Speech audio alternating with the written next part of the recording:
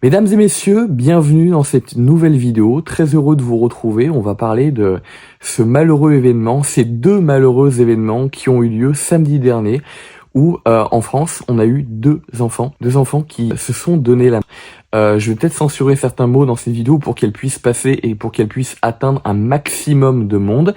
Et je vous incite tout de suite à vous abonner si vous voulez suivre les prochaines vidéos, ça nous encouragerait énormément. Mais surtout à liker cette vidéo pour faire en sorte qu'elle soit une recommandation. Car ce sujet-là, il faut qu'il atteigne les enfants, mais il faut qu'il atteigne aussi les parents et tout le monde. Donc merci à ceux qui le feront. Il faut savoir que en France, samedi dernier, on a eu deux enfants préados qui sont morts en l'espace d'un jour. On en a eu un dans les Bouches-du-Rhône, un garçon qui avait, je crois, environ 12 ans. Et on a eu une petite fille dont on va parler aujourd'hui dans cette vidéo parce qu'on a un peu plus de détails qui sont sortis les dernières heures là qui sont passées. C'était une petite fille qui s'appelait Sarah, qui avait 9 ans, en Moselle. Et d'après les premières infos qui commencent à sortir sur les réseaux, notamment le JTTF1 qui en a parlé il y a quelques heures, elle était harcelée à l'école. J'en ai fait une vidéo sur ma chaîne qui est beaucoup plus longue, où j'explique mon histoire, où je raconte tout ce qui s'est passé pendant 1 heure. Mais aujourd'hui, on va parler de manière beaucoup plus rapide, et je vais vous dire ce que j'en pense, et tout simplement vous parler de ce qui s'est passé. Donc on a beaucoup de parents qui commencent à dire que voilà, elle était harcelée, à 9 ans, je ne sais pas si vous vous rendez compte. On a, comme d'habitude, les mêmes arguments dans les commentaires de ces vidéos qui commencent à sortir, de médias qui en parlent, de gens qui disent que c'est à cause de la technologie, que c'est à cause des portables.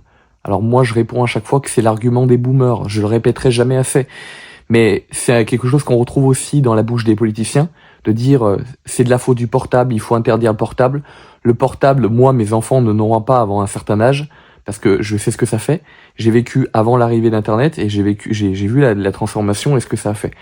Mais le portable n'est pas responsable du harcèlement et les gens, et surtout les gens qui reprennent ça comme un argument, que ce soit les civils, les gens du quotidien ou les politiciens, s'en servent.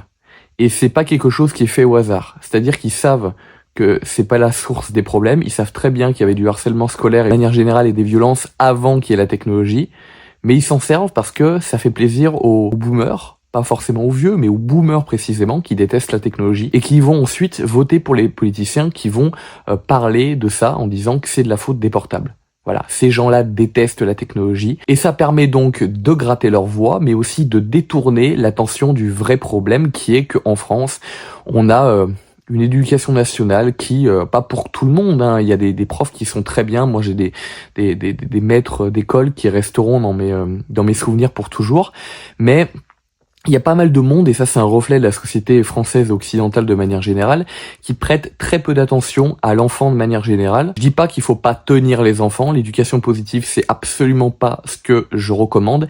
Les gens qui se font complètement dépasser par leurs gamins, c'est terrible. L'éducation positive et tout laisser faire par son enfant, c'est différent de mépriser la santé de son enfant, mépriser ses besoins primaires et ne pas considérer quand on a un enfant qui nous dit qu'il va bientôt... Donc on a beaucoup de gens en France qui, jusqu'à maintenant, et c'est en train de changer progressivement, mais méprisaient vraiment l'enfant de manière générale et accordaient aucune importance à quand... un enfant ou un ado souffrait, quoi. Donc ça, c'est le vrai problème. Et l'autre vrai problème, c'est qu'on a un pays globalement de mou, mais ça se ressent aussi dans la justice, ça se ressent dans absolument tout.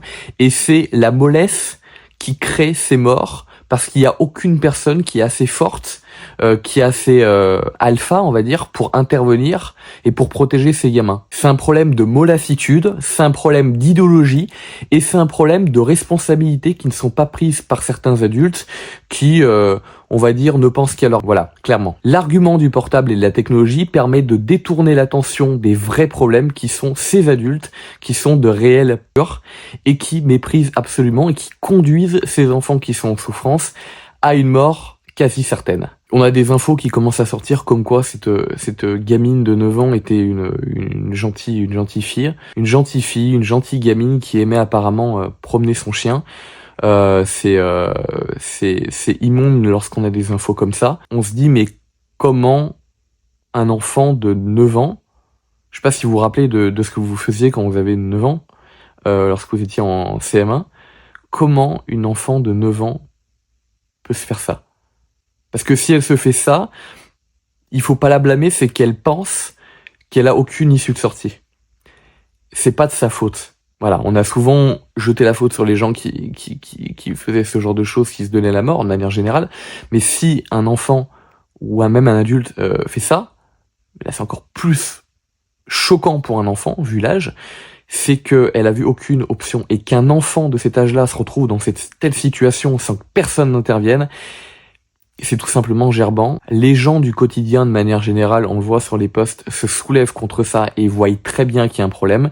Il faut juste les aider dans des vidéos comme je le fais aujourd'hui pour bien expliquer que la vérité, le vrai problème est détourné souvent par les politiciens, par certains politiciens, pas tous, mais par certains politiciens et par certaines personnes, et ne se trouve pas forcément là où on le pense. Elle se trouve pas forcément dans la technologie, mais il se trouve plus dans quelque chose qui est très simple, qui est que les gens prennent pas leurs responsabilités, les adultes ne protègent pas les enfants et pensent que à eux et à leurs intérêts, à leur minable salaire. Ce sont eux tout simplement la source du problème, car s'ils étaient intervenus, tout ceci serait arrêté immédiatement. Voilà. Et c'est ce que devrait faire n'importe quel adulte qui est responsable, et n'importe quel adulte devrait être responsable en présence d'enfants ou d'adolescents.